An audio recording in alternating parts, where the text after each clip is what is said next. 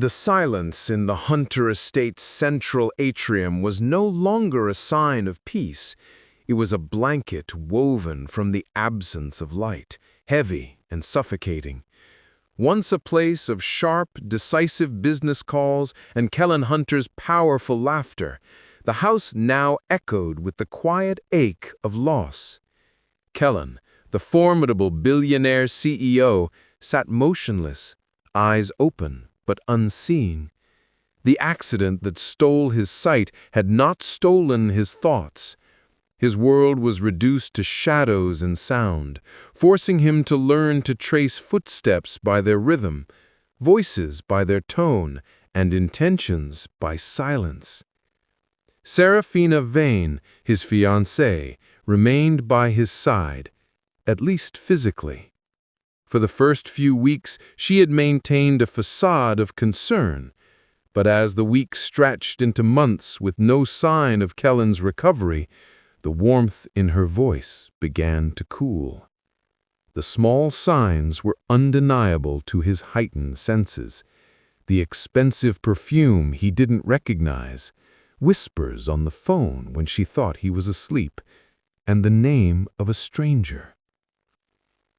"Kellan," Sarah said one morning, placing a lukewarm cup of tea near his hand. "I've asked a security consultant, Garrett Stone, to come by and check the wiring on the south wing. It's been cutting out again." Kellan merely tilted his head, hiding the immediate unease. Garrett Stone. He hadn't noticed any issue, but what could a miserable blind man possibly say? In this escalating darkness, only Amani Jones, Sarah's best friend, treated him the same. With intelligent eyes and a calming presence, Amani stepped up when others backed away, offering concern and kindness without a hint of pity. She guided him gently and actually waited for an answer when she asked how he was. One afternoon, sitting with him on the patio, Kellan confessed, "I like talking to you.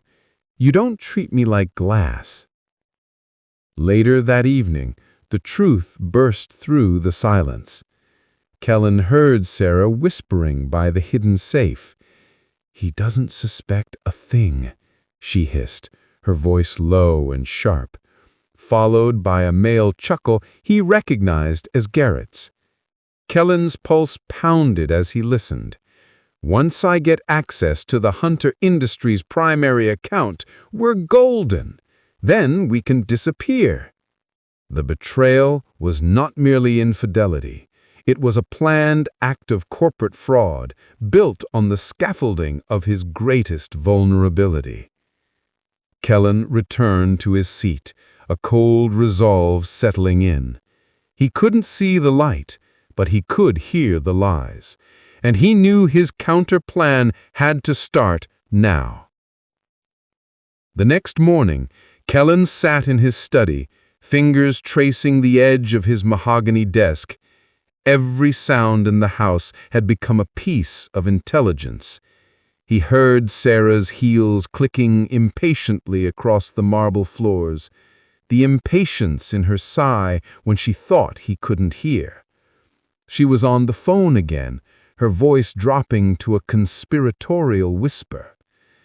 "The access codes are in his private office. He keeps them in the second drawer, left side. No, he won't check. He can barely find his way to the bathroom without help." The cruelty in her laughter cut deeper than any blade. Kellan's jaw tightened, but he remained perfectly still, his face a mask of helpless acceptance. He had built an empire on reading people, on sensing weakness and opportunity. Now, stripped of sight, those skills had only sharpened. Through his trusted assistant, Marcus, he began his quiet investigation. "I need you to run a background check. Garrett Stone, and do it discreetly." The report came back within 48 hours. Garrett Stone had a history.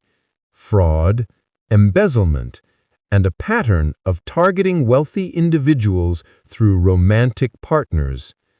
The pieces clicked into place with devastating clarity. If you can't stand people who exploit someone's vulnerability for personal gain, hit that subscribe button and let me know in the comments. Type, "Nobody deserves that."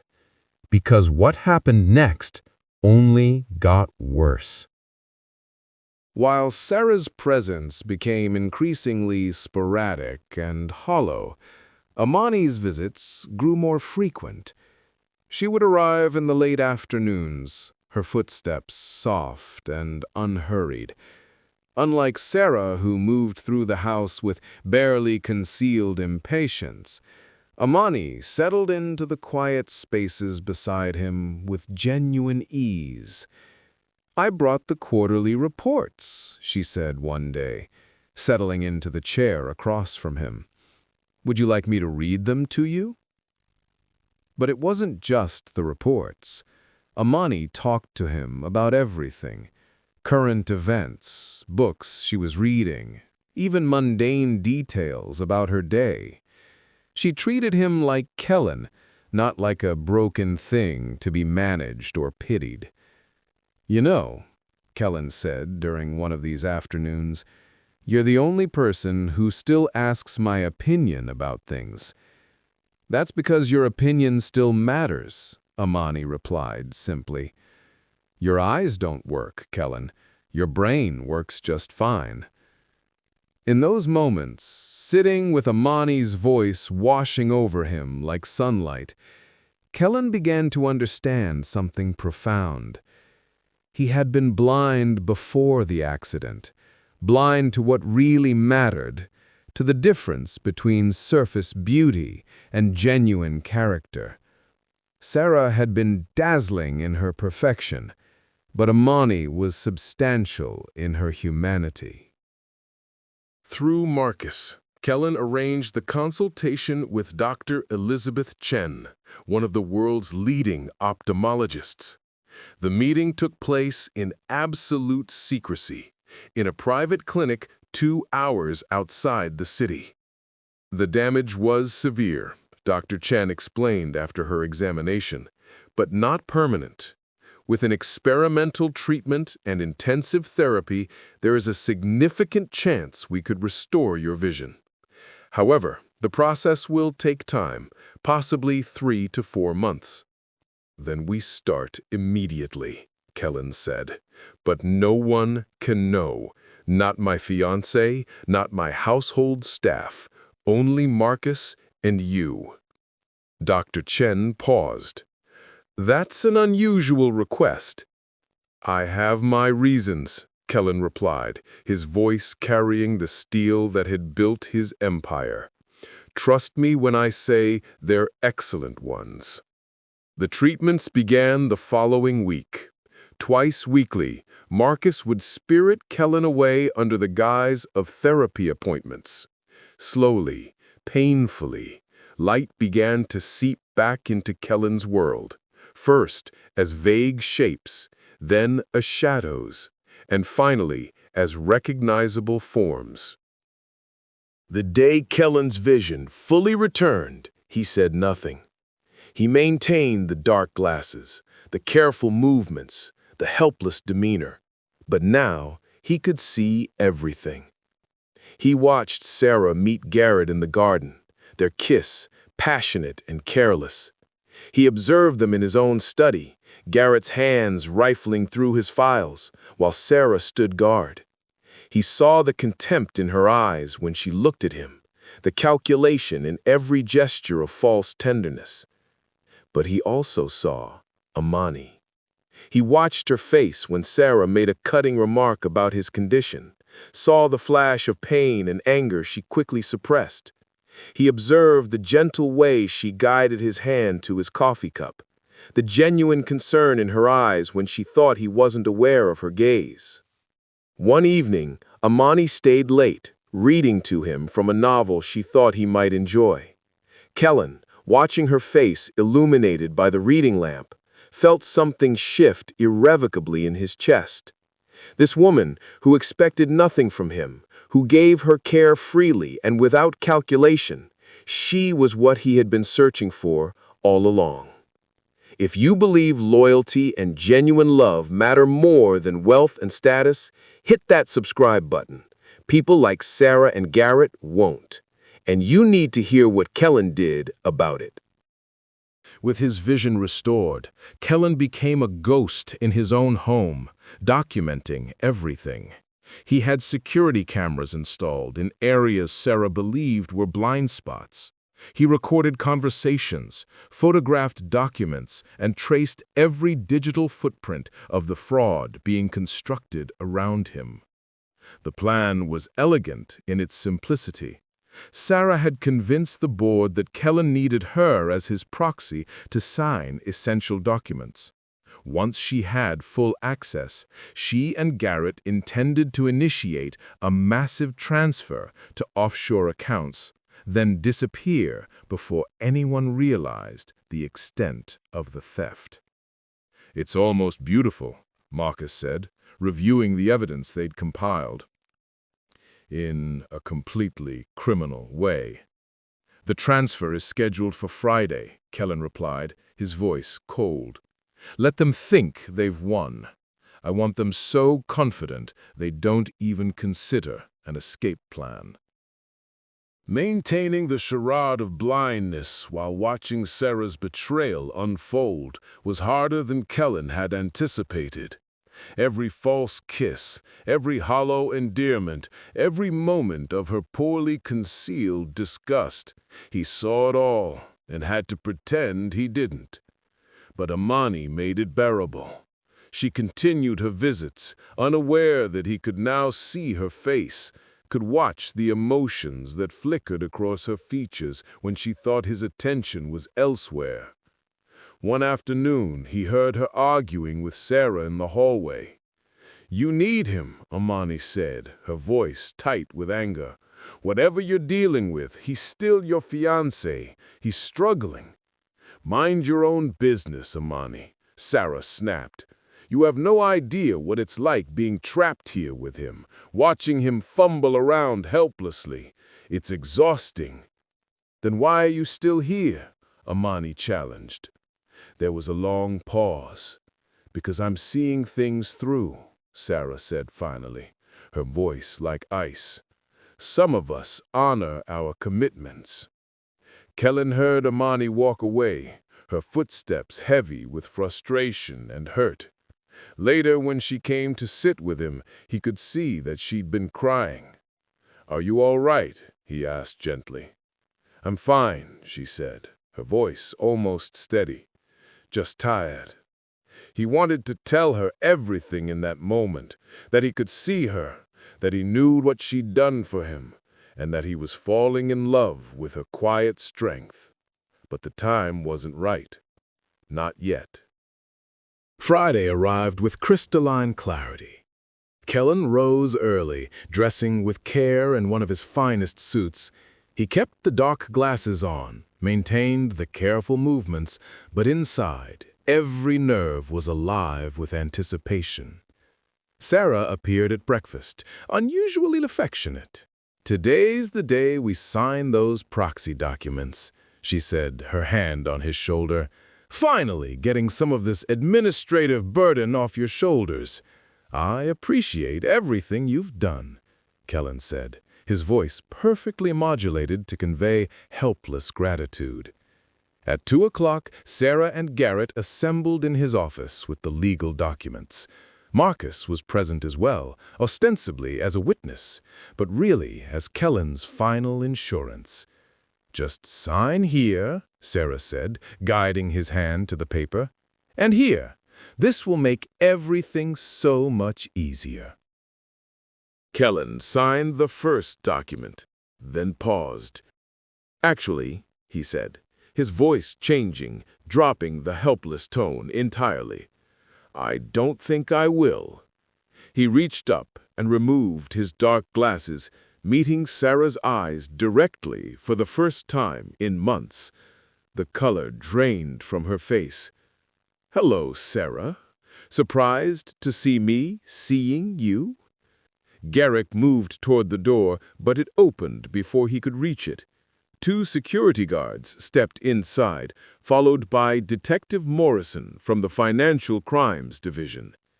"You see," Kellan continued, standing and walking around his desk with perfect confidence, "I've been watching you both for quite some time now. Every transfer you planned, every document you forged, every conversation about stealing from Hunter Industries, I saw and heard everything." Sarah's mouth opened and closed soundlessly. Garrett had gone pale. "The cameras you thought were disabled? Working perfectly.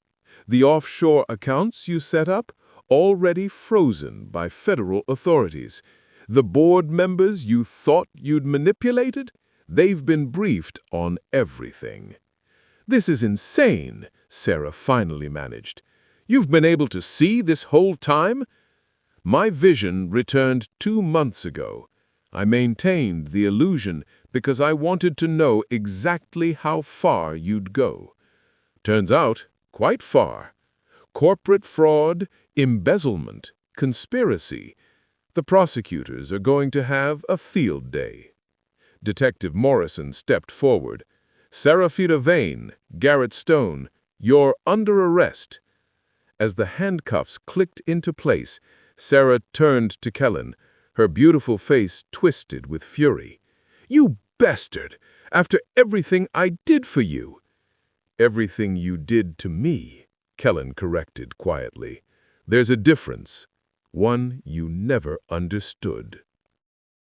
After they were gone, Kellan stood alone in his office, the weight of the confrontation settling on his shoulders. Then he heard soft footsteps in the hallway. Amani stood in the doorway, her eyes wide with shock. "Kellan? You can see?" "I can," he said, turning to face her fully. "I have been able to for a while now." She looked confused, hurt. "Why didn't you tell me?" He crossed the room to stand before her. "Because I needed to see something clearly. I needed to watch you, Amani, to see if what I felt in the darkness was real in the light." "I don't understand," she whispered. "In the darkness, I fell in love with your voice, your kindness, the way you treated me like a person instead of a problem. But I needed to see your face, to watch you when you thought I couldn't. I needed to know if the woman I loved in the dark was the same woman I would see in the light." Tears gathered in Amani's eyes. "And?" Kellan took her hands in his. "You're more beautiful than I ever imagined. Not just your face, but your heart. I watched you defend me when no one knew you were there. I saw your tears for my pain, your anger at Sarah's cruelty. You loved me when I had nothing to offer but darkness and uncertainty." "I didn't do it for gratitude," Amani said softly. "I know. That's exactly why I'm asking you this." He lowered himself to one knee, pulling out a simple, elegant ring. "Amani Jones, will you marry me? Will you be my true vision, my partner, my love, not because of what I can give you, but because of who we are together?" Through her tears, Amani smiled. "Yes," she breathed. "Yes, absolutely yes." 6 months later, Kellan stood in the same study where he'd confronted Sarah and Garrett, but the room felt entirely different. Amani entered, now his wife, carrying 2 cups of coffee. She handed him one and settled beside him on the sofa, her presence as natural and essential as breathing. "The prosecutor called," she said. "Sarah and Garrett both took plea deals, 3 to 5 years. Kellan nodded. "Justice, then. Do you ever regret it? The accident, the blindness, all of it?" Amani asked quietly. He considered the question, then shook his head. "The accident took my sight, but it gave me vision. Real vision. I was blind long before I lost my eyes, Amani. Blind to what mattered, to the difference between appearance and substance. You taught me to see what was real." She leaned against him, and he wrapped his arm around her shoulders. In the darkness of his blindness, Kellan Hunter had learned the most valuable lesson of his life: that true vision has nothing to do with eyes and everything to do with the heart. He had found his light not when his sight returned, but when Amani Jones chose to see him, truly see him, in his darkest hour. And that was a vision worth fighting for.